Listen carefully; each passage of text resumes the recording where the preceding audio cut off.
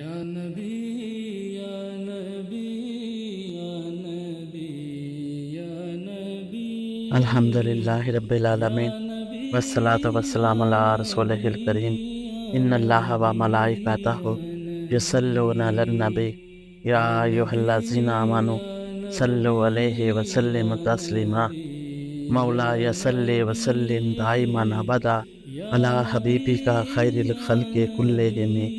قرآن پاک میں ارشاد باری تعالیٰ ہے، بے شک جو لوگ ایمان لائے اور نیک عمل کیے تو اللہ تبارک و تعالیٰ ان کے لیے لوگوں کے دلوں میں محبت پیدا فرما دے گا۔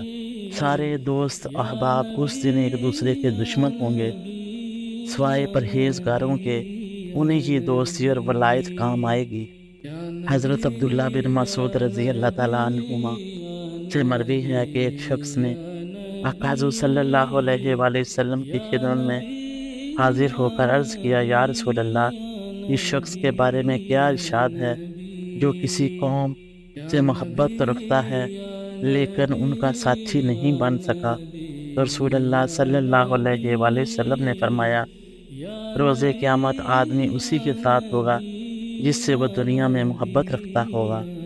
ایک روایت میں حضرت ابو ہریرہ رضی اللہ تعالیٰ عنہ بیان کرتے ہیں کہ آقا حضور صلی اللہ علیہ وآلہ وسلم نے فرمایا، یہ شخص اپنے بھائی سے ملنے کے لیے دوسری بستی میں گیا، اللہ تعالیٰ نے اس کے راستے میں ایک فرشتہ مقرر فرما دیا۔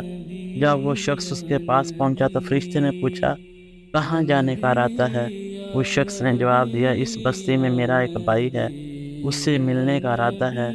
فرشتے نے پوچھا، کیا تمہارا اس پر کوئی احسان ہے جس کی تکمیل مقصود ہے؟ اس نے کہا، اس کے سوا اور کوئی بات نہیں کہ مجھے اس سے صرف اللہ تعالیٰ کے لیے محبت ہے۔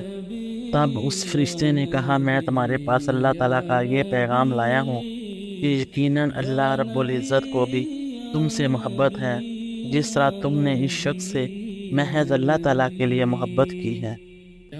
رسول اللہ صلی اللہ علیہ وآلہ وسلم نے فرمایا، اللہ تعالیٰ کے نزدیک اعمال میں سب سے افضل عمل اللہ تعالیٰ کی خاطر کسی سے محبت رکھنا اور اللہ تعالیٰ کی خاطر ہی کسی سے عداوت رکھنا ہے۔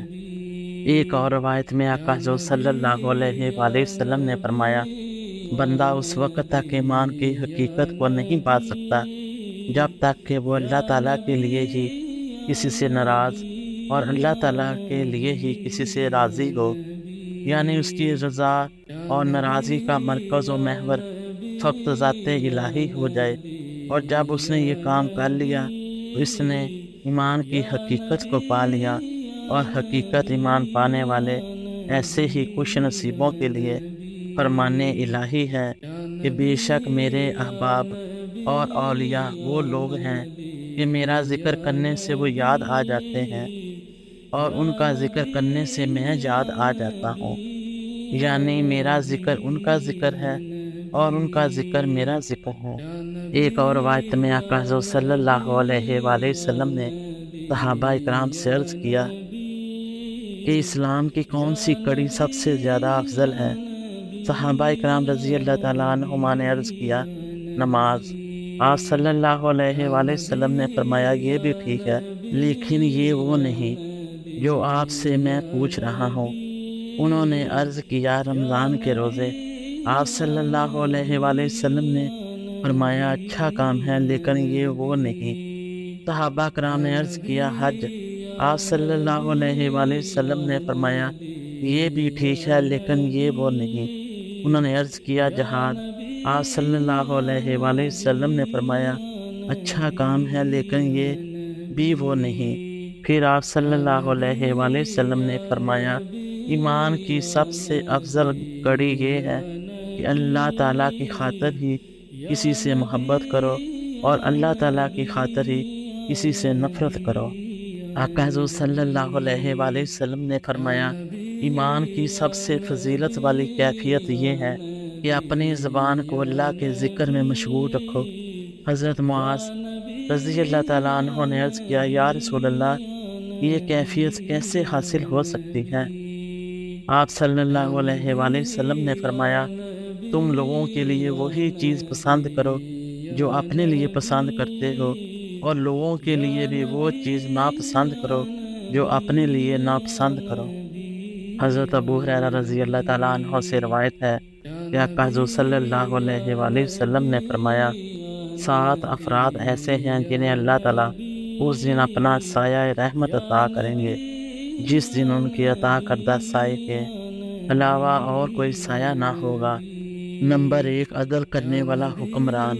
نمبر 2 ایسا جوان جو ہمہ وقت اپنے رب کی عبادت میں پروان چڑھا ہو۔ نمبر 3 ایسا شخص جس کا دل مسجد میں دم لگے۔ نمبر 4 ایسے 2 افراد جو اللہ تعالیٰ کی خاطر ایک دوسرے سے محبت کرتے ہوں اور اللہ تعالیٰ کے لیے اکٹھے ہوں اور اسی کے لیے جدا ہوں۔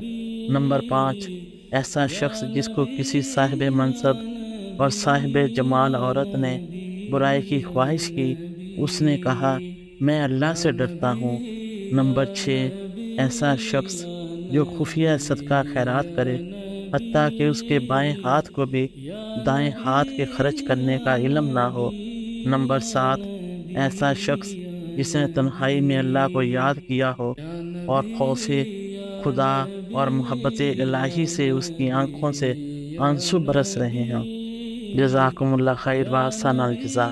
اللہ تبارک و تعالیٰ ان 7 افراد کے لوگوں میں ہمارا نام بھی شامل ہو جائے، آمین ثم آمین۔